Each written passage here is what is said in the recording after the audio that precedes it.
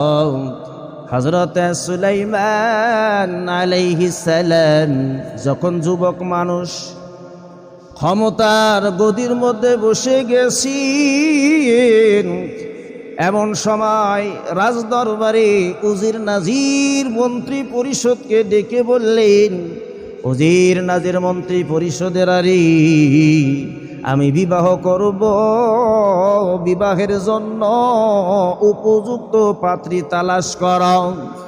উজির নাজির মন্ত্রী পরিষদ ডেকে বললেন যে হুজুর আপনি বিবাহ করবেন ঠিক আছে, কিন্তু কেমন মেয়ে বিবাহ করবেন, কেমন মেয়ে কেমন গুণ ওই মহিলার মেয়ের মধ্যে থাকতে হবে।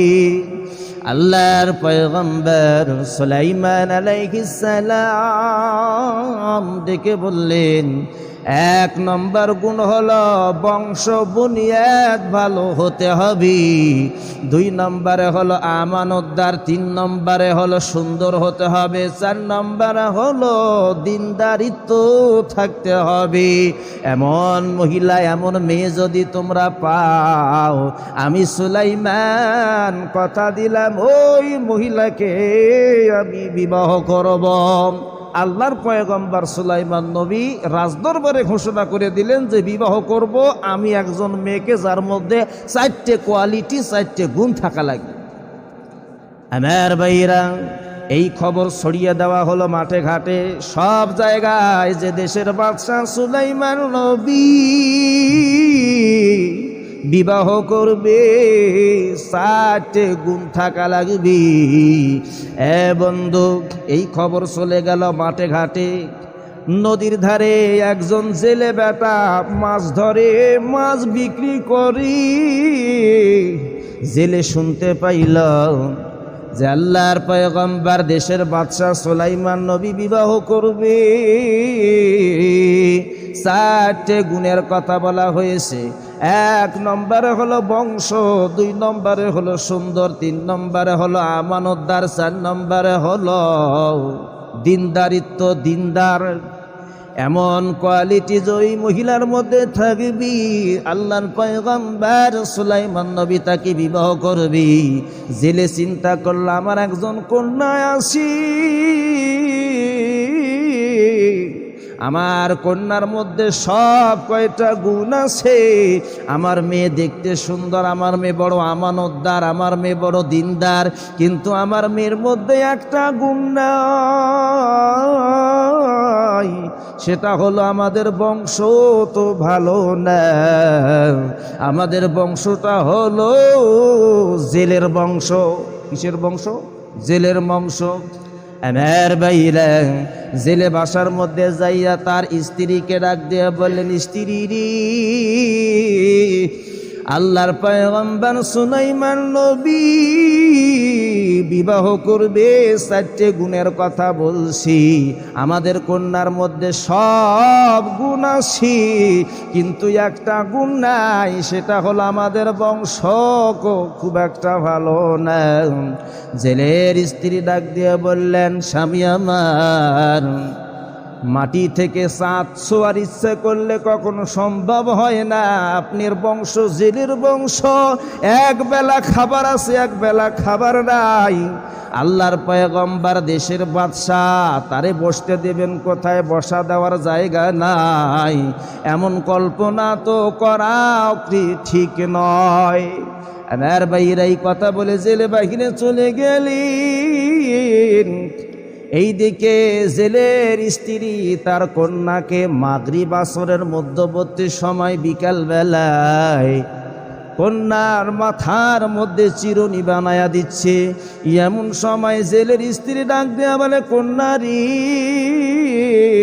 দেশের বাদশাহ সুলাইমান পয়গম্বর বিবাহ করবি, বিবাহের জন্য চারটে গুণের শর্ত লাগাইছি। তোমার মধ্যে তিনটে গুণ আছে, কিন্তু একটা গুণ নাই, সেটা হলো তোমার তো বংশ খুব একটা ভালো না।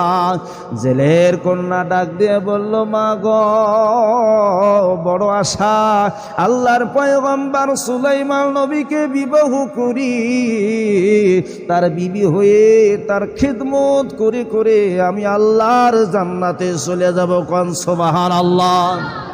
আমার ভাইরা, এই কথা বলার সঙ্গে সঙ্গে জেলের স্ত্রী কন্যার গালের মধ্যে মৃদু আঘাত করলেন আর ডেকে বললেন, কন্যারি, তোমার জেলের বংশ, তুমি দরিদ্র ঘরের সন্তান, আল্লাহর পয়গম্বরকে বিবাহ করার স্বপ্ন দেখারও তোমার অধিকার নাই।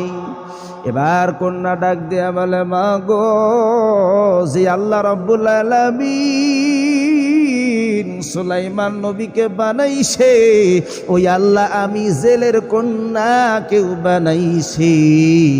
আমার আল্লাহ যদি ইচ্ছা করেন সুলাইমান নবীকে দরিদ্র বানাইতে পারি, আমার আল্লাহ ইচ্ছা করলে আমি জেলের কন্যার সঙ্গে সুলাইমান নবীর বিবাহ দিতে পারেন। বলেন তো, ইজ্জত দেওয়ার মালিক কে? তুইজ্জু মান তাশা ওয়া তুযিল্লু মান তাশা বিয়াদিকাল খায়র। সম্মান দেওয়ার মালিকও আল্লাহ, বেইজ্জত করার মালিকও আল্লাহ। হিরো থেকে আল্লাহ জিরো বানাইতে পারেন, আবার জিরো থেকে হিরো বানাইতেও পারেন। আমার ভাইরা, এবার জেলের কন্যা ডেকে বলে, মা আমি দোয়া করি আল্লাহর কাছে যে আল্লাহ ওই পয়গম্বর সুলাইমান নবীর বউ হওয়ার আগ পর্যন্ত যেন আমি জেলের কন্যার মৃত্যু না হয়, সুলাইমান পয়গম্বরের বিবি না হওয়া পর্যন্ত আল্লাহ মালাকুল মউত পাঠাইও না। আমার বন্ধুগণ, এই কথা বলার পর জেলের কন্যা একটা চিঠি লেখলেন। চিঠির মধ্যে লিখলেন যে, আল্লাহর পয়গম্বর, আপনি বিবাহ করতে চাইছেন, 4টা গুণের কথা উল্লেখ করছেন। সব কয়টা গুণ আমার আছি, কিন্তু একটা গুণ নাই, আমাদের বংশ তো খুব একটা ভালো না। এই চিঠি পাবার পর সুলাইমান পয়গম্বর রাগ হইয়া গেলেন যে আজকে একজন জেলের কন্যা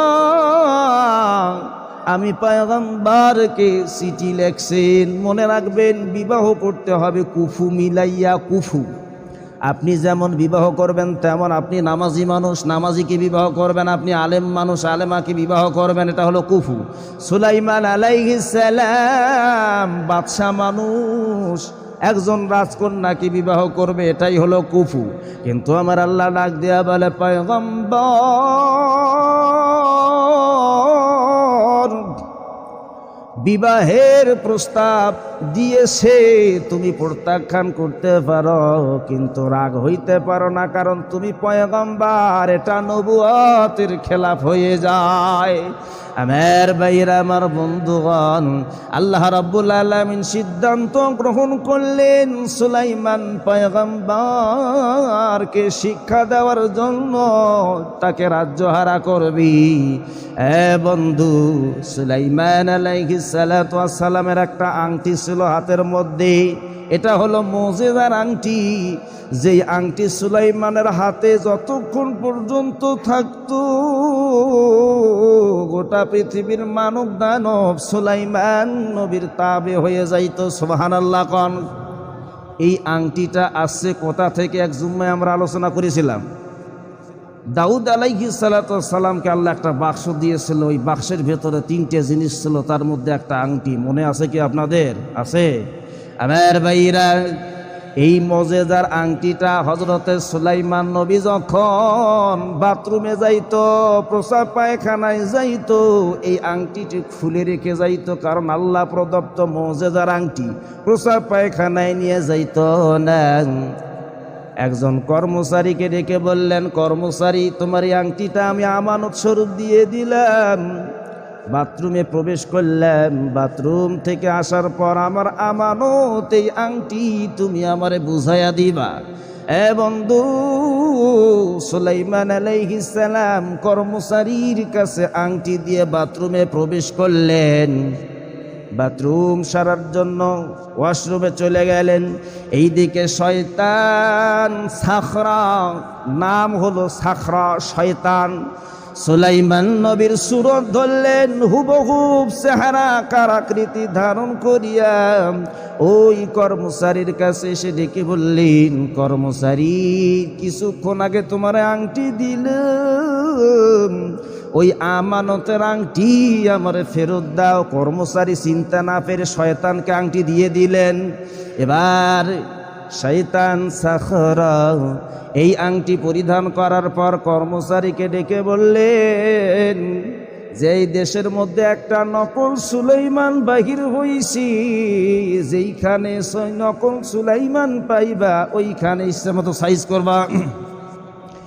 এই কথা বলার পর শয়তান সাখরা এই আংটি পরিধান করিয়া রাজদরবারে রাজ সিংহাসনের মধ্যে বসে পড়লেন। বসে সঙ্গে সঙ্গে ঘোষণা করলেন, রাজদরবারে উজির নাজির মন্ত্রী পরিষদের শোনো, দেশের মধ্যে নকল সুলাইমান বাহির হইছি, যেই জায়গার মধ্যে পাইবা ইচ্ছে মতো আঘাত করবে। বন্ধু, এইদিকে হযরতে সুলাইমান নবী বাথরুম থেকে বাহির হইয়া কর্মচারীকে ডেকে বললেন, কর্মচারী, কিছুক্ষণ আগে তোমার আংটি দিলাম, ওই আংটি আমার ফেরত দাও। কর্মচারী ডাক দিয়ে বলে, কিছুক্ষণ আগে তো আপনার আংটি দিলাম। ও, বুঝতে পারছি আপনি নকল সুলাইমান, সামনের দিকে যান, বুঝতে পারবেন। সামনের দিকে যখন রাজদরবারের কাছে চলে গেলেন, এমন সময় রাজদরবারের সিংহাসনের মধ্যে বসে আছে কে? শয়তান সাখরা। শয়তান সাখরা ঘোষণা করে দিলেন যে ওই যে নকল সুলাইমান আইতাছে, ধরো। এই ধরো কথা যখন কইছি, সমস্ত রাজদরবারের মানুষগুলা আল্লাহর পয়গম্বরকে চিনতে না পেরে এত আঘাত করলো। আঘাত করতে করতে আল্লাহর পয়গম্বর যখন বেহুশ হয়ে যায়, অজ্ঞান হয়ে যায়, মারা গেছে বলে মনে করে আল্লাহর পয়গম্বরকে নদীর মধ্যে ফেলে দিলেন। আমার ভাইরা, ভাসতে ভাসতে নদীর এক কর্নারে গিয়ে সুলাইমান আলাইহিস সালাম ভেসে উঠলেন। ওই নদীর কর্নারে একজন জেলে সারাদিন মাছ মারি, বাজারের মধ্যে মাছ বিক্রি করি। জেলে লক্ষ্য করলো এত সুন্দর একটা যুবক, চেহারা থেকে নূর চমকাইতাছে। জেলে এই ছেলেটার শরীরে লক্ষ্য করলেন আঘাতের দাগ, মুখের মধ্যে আঘাতের দাগ, রক্তের দাগ। জেলে নিজের গামছা ভিজাইয়া রক্তগুলো মুছে দিলেন। কিছুক্ষণের মধ্যে আল্লাহ পয়গম্বর সুলাইমান নবীর জ্ঞান চলে আসলো। এবার প্রশ্ন করলেন জেলে যে, বাবা, কে তুমি? এই জায়গার মধ্যে কেন? তোমার শরীরে আঘাতের দাগ কেন? আল্লাহর পয়গম্বর, চিন্তা করতেছি, পূর্বে আমি পরিচয় দিয়েছিলাম আমি পয়গম্বর সুলাইমান, এখনো যদি আমি পরিচয় দেই, পূর্বে মার খেয়েছি, আবার যদি পরিচয় দেই আমি সুলাইমান, আবারও মারতে পারে। এই জন্য নবী হেকমত করলেন, কৌশল করলেন যে, বাবাজি, আমি অসুস্থ, আগে সুস্থ হই, তারপরে সমস্ত ঘটনা খুলে বলবো। আমার ভাইরাম, জেলে এই পয়গম্বর সুলাইমানকে বাসার মধ্যে নিয়ে গেলেন। 3 দিনের মধ্যে সুলাইমান পয়গম্বর সুস্থ হয়ে গেলেন। মারহাবা কন। জেলে লক্ষ্য করলেন আল্লাহর পয়গম্বর সুলাইমান নবী 3 দিন পর্যন্ত তার বাসার মধ্যে, যখন থেকে তার বাসার মধ্যে রয়েছে, তখন থেকে জেলের জালে ডবল ডবল মাছ ধরা পড়ে। আর একবার কোন সুবহানাল্লাহ। কারণ আল্লাহর পয়গম্বরের রহমত আছে না নাই? সম্মানিত হাজিরিন, তাহলে আল্লাহর পয়গম্বর সুলাইমান নবী কয়টা গুণ দেখি বিবাহর কথা বলেছিলেন? 4টে গুণ। আর বিবাহ হলো কোন মাসে করা সুন্নত? এই শাওয়াল মাসে। আবার শুক্রবারের দিনও বিবাহ করা সুন্নত। সুন্নত হলো সাধারণত অবস্থায় ওই পর্যন্ত যারা বিবাহ করবে না তাদের ঈমান পূর্ণাঙ্গ হবে না। ইমামে আজম আবু হানিফা রহমতুল্লাহ আলাইহের মতে তিনি বলেছেন বিবাহ করা হলো ওয়াজিব। কোন ক্ষেত্রে? যখন তীব্র জৈবন উত্তেজনায় লোকটা জেনা করার আশঙ্কা থাকতে পারে, সেক্ষেত্রে বিবাহ করা ওয়াজিব, কিন্তু সাধারণত অবস্থায় বিবাহ করা কি? সুন্নত। আবার কেউ বলেছেন সুন্নত, কেউ বলেছেন ওয়াজিব, পেছনে দলিল দিয়েছেন। যতটুকু আমরা আলোচনা করলাম আল্লাহ পাক আমল করা তৌফিক দান করুক, সকলে বলেন আমিন। ঈদগাহ মাঠের কাজের জন্য যারা টাকা পয়সা দিতে চেয়েছেন তাদেরকে একটু মনে করে দিবেন। আপনারা যারা ঈদগাহ মাঠের জন্য টাকা পয়সা দেওয়া প্রতিশ্রুতি দিয়েছেন তারা দিয়ে দেবেন। এই স্লিপের মধ্যে লেখা আছে, আপনারা দ্রুত এই টাকাটা দিয়ে দেবেন। যারা